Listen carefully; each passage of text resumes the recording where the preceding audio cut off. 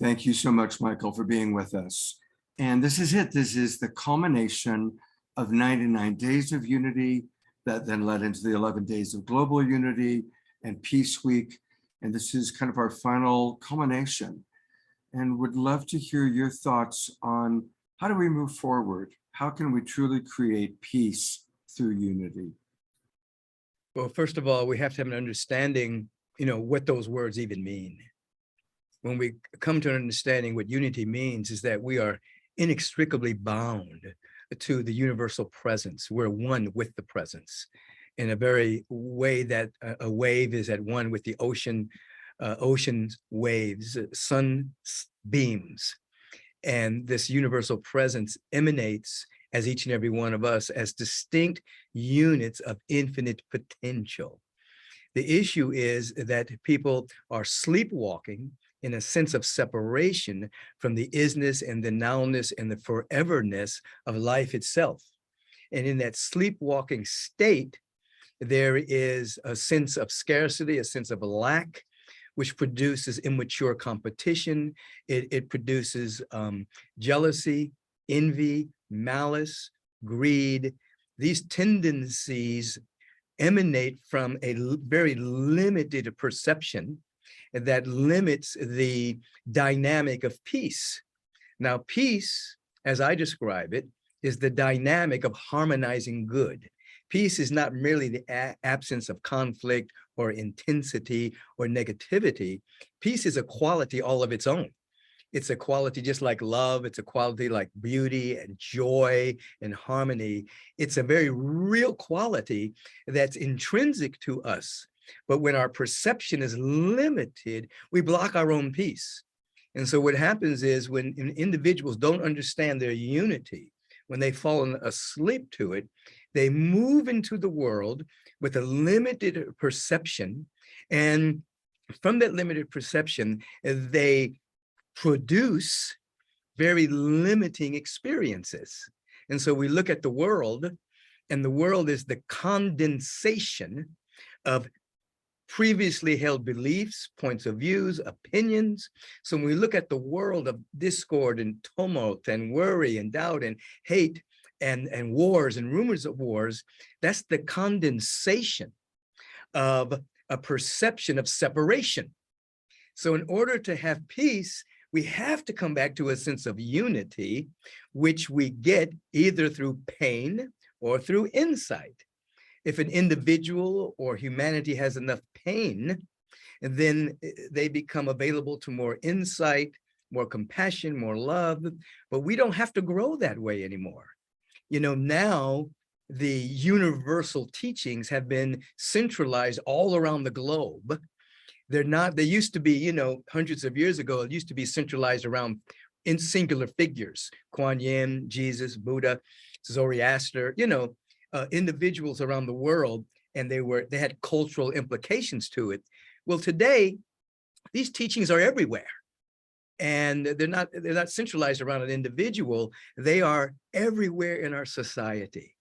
40 years ago, these teachings were on the peripheral. Today, they're central. Everyone knows about the law of attraction. Everyone knows that your thoughts can either make you sick or make you healthy.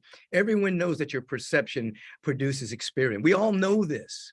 So now that we all know this, now we have to all practice it at some level, which is what we're doing here on this particular conversation, and everything you have brought together over the past weeks and months is to go to a deep level of practice where our attention is so focused on unity and oneness, and our attention is so focused on being avenues of peace that we actually create a field rich for a quantum leap into an awareness of what's possible. Now, a quantum leap is going from one level of a consciousness to another without a ladder. It's a vibrational leap based on intention and based on availability. Now, going back to a previous point, there's a difference between the planet and the world. They're not synonymous. The planet is Mother Earth, Gaia, mainly water, 3/4 water, mountain ranges, rainforests, oceans, rivers, lakes, you know, it's a living entity that's conscious. That's Mother Earth. And we're all simultaneously earthlings and spiritual beings having an earthling incarnation. But then there is the world. The world is not the earth. The world is a collection of agreements and points of view and opinions that have condensed themselves. So people can be any place on the planet, but be in different worlds based on their perception. So what we're doing here is trying to elevate people's awareness to come into a different world of view. And the real world view is abundance, is enough for everyone. The world view is love, a total cascading of the presence, totally loving without any sense of withhold. We're elevating people to a world of view of generosity, compassion, peace that emanates from the depth of our being. And when we share in that world and give from that world and generate from that world, we lose nothing, but we gain everything. And so we're inviting people to come out of the myopic point of view of scarcity, lack, limitation, separation, and come into the real world in which abundance and the beauty and life itself is totally cascading out of no thing to become the very somethingness of our existence. And so when you ask, how can we bring peace from a sense of unity? The consciousness of unity is extremely important. And today, metaphysicians and mystics have been teaching this for hundreds of years. Today, we have allies in science. The mystical marriage has happened again. What was divorced in the Middle Ages, now the marriage has happened again. You have evolutionary biologists, you have quantum physicists, you have epigenetics, you have individuals that are now basically sharing scientifically what metaphysicians and mystics have been teaching for years, that we are inexplicably bound, integrated in the fundamental reality of oneness. There is no separation, it's an illusion. And so so through affirmative prayer and meditation and life visioning and sacred conversation and high fellowship, we break the limited perception, embody insight, and we begin to live in the world of unity right now. And it's not an escape. It's not pretending that bad things aren't happening on the planet. It's not burying our head in the soil and pretending that there aren't issues. It's the exact opposite. When we are fueled by a sense of oneness and unity and peace, we go into the world, but we are of a higher frequency. We're actually bringing into the world love and peace and harmony and joy. We're actually bringing compassion, kindness. We're bringing it into the world so that we become vibrational clearinghouses. We actually become clearinghouses that can basically transmute the thought forms emanating from the separation, transmute them to a higher frequency, and we literally become untouched by the lower frequencies because we're vibrating too high to be touched. However, we can have an impact on the lower frequencies. So understand what I just said. The lower frequencies don't have an impact on us, but because of our higher frequencies, we have an impact on the lower frequencies, which begin to speed up and vibrate at a higher level. So we can literally change the world through having a real sense of oneness and an intention to be a vehicle of peace, not pretending that destructive things aren't happening, not pretending that hate isn't in the world, but coming to an understanding that love is more powerful than hate, that peace is more powerful than discord, that joy and beauty are more powerful than seeming ugliness. They vibrate at a higher frequency, so they're more potent, more powerful. So our role is to absolutely be committed to having that active within us, becoming less reactive in the world, but more responsive from the frequency of unity and peace. And as that happens, we really become the harbingers and the ambassadors of a world that's trying to be birthed, whether we call it the beloved community, whether we call it Shangri-La, whether we call it paradise, whether we call it heaven on earth. It's not wishful thinking. It's a vibratory frequency of unity and peace that is embodied. Now, I use the word embodied on purpose because oftentimes, you know, over the past 30, 40 years, people have been really interested in like channeled material coming through people and channeling this great universal truths. But today, we're to embody those teachings, not just rely on some channel, but to actually do our work so well that we actually become a living embodiment of peace and of love and compassion and generosity. Because when a human being, somebody who's in the body, embodies the truth that makes us free, it is way more potent than a channeler just channeling the information and not embodying it.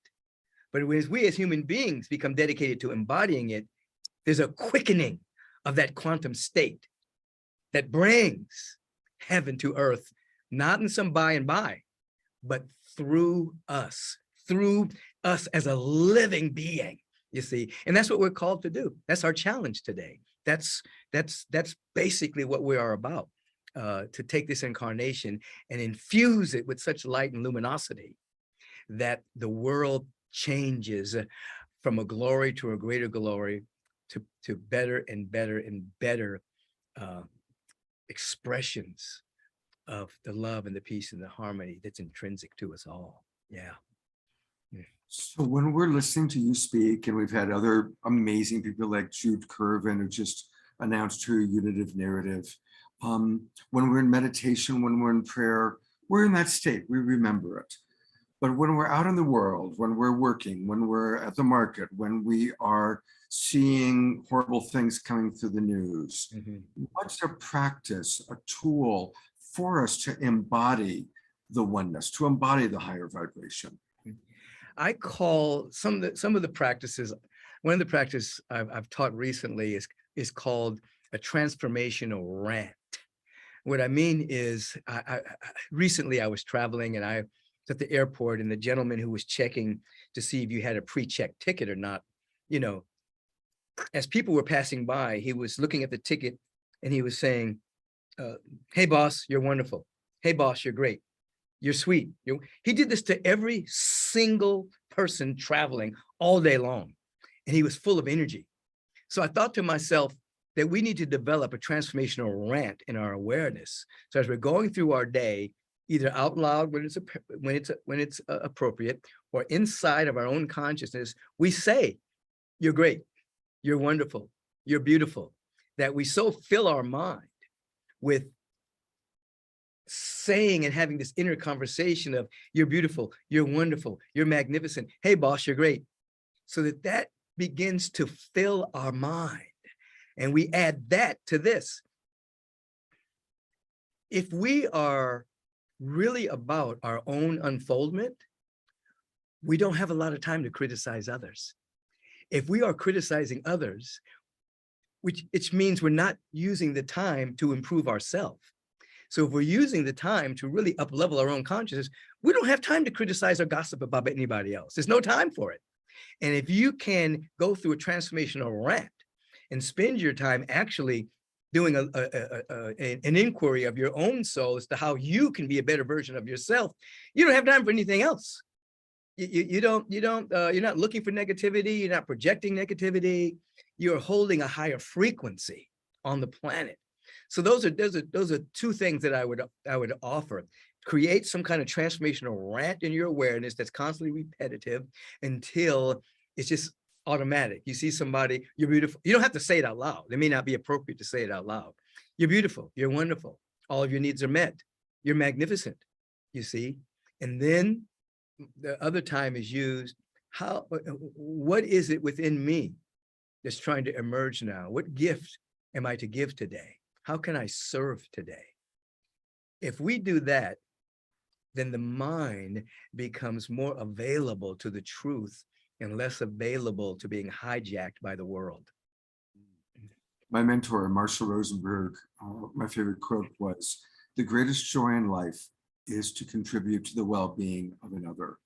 Always ask, how can I make life more wonderful for you?" And that was his transformational rant. That's right. And see, the key word, the key thing at our time, at this time in human history, is practicing that, because the teachings are everywhere. You have all manner of people now jumping up, putting up websites and teaching these principles. Many of them are novices, many of them are just started, but it's okay. There's nothing wrong with that, because they're teaching themselves as they're learning. But now it's everywhere. When I started teaching 40 years ago, people thought I was weird, you know what I mean?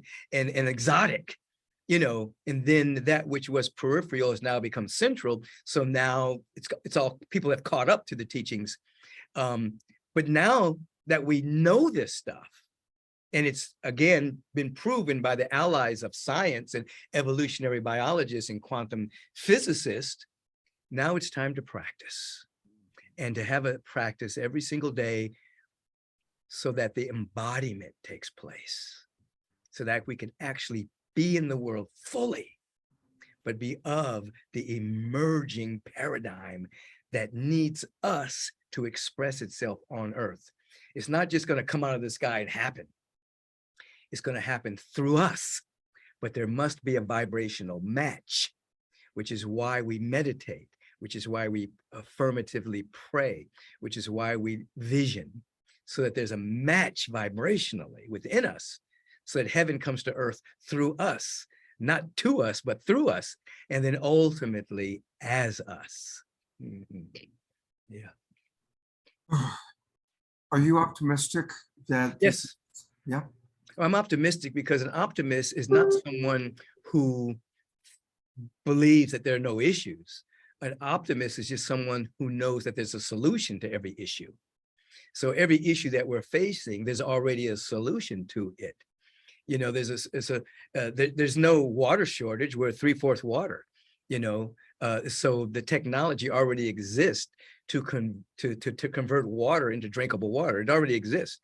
There's already technology to take the soils that we have rendered inert through the misuse of a crop rotation.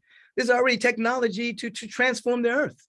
That literally to transform the earth to make it available for growing again. There's already technology to have 0 point free energy.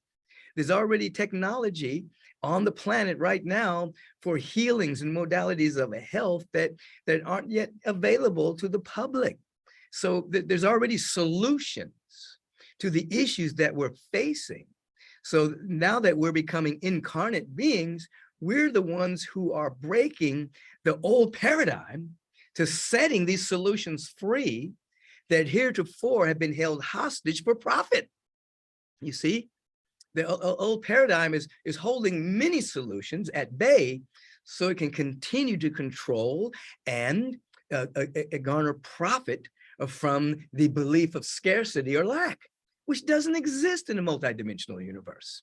So as an optimist, I see solutions, even though I don't deny that there are issues. Beautiful. Thank you for that definition. Last question. Some say that heaven on earth is already here, and we just need to become in that same vibrational frequency like you were talking about. Others say that there has to be a mass collective. Enough individuals need to embody the vibrational frequency before that happens.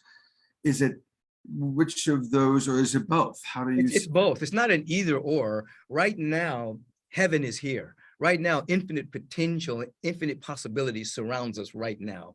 There's an eternal broadcasting throughout all creation saying, let there be life, let there be light, let there be beauty. That's happening now. And at the same time, every time someone breaks through from the limiting paradigm and has a breakthrough, has an insight, they're adding to the field of receptivity that quickens the day in which all flesh shall see it together.